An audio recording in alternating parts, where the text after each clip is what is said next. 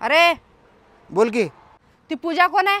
लहानपणीची मैत्रीण आहे माझी. तुझे चप्पल ना दात पाडीन.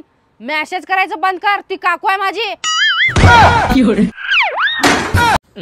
आजची भाजी कशी झाली होती? तुला भांडायचं तर सरळ सरळ सांग. गोल गोल बिलून नको सांगत विचारू. भाजी कशी झाली, भाजी कशी.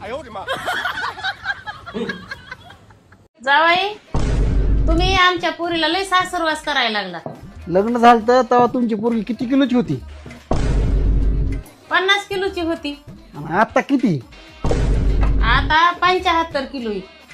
एका वर्षामध्ये 25 किलोनी वाढली तुमची पोरगी. असा कद्दूची कद्दू झाली. आणि कशाचा तिला सासरवास आहे हो? काही आपलं बोलायचं. भावांनो, पप्पाच्या पर्या नुसतं तोंड नाही, पोळी पण फुगवतात.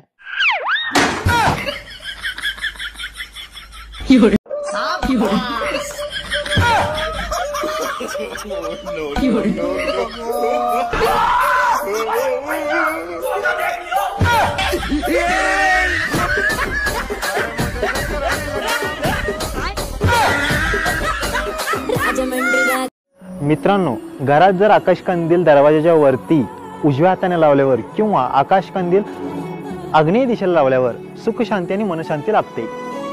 जर सुख शांती आणि मनशांती पाहिजे असेल का नाही, बायको सांगाल तिथं लावा, नाहीतर घरात पेकोळ बनवायची.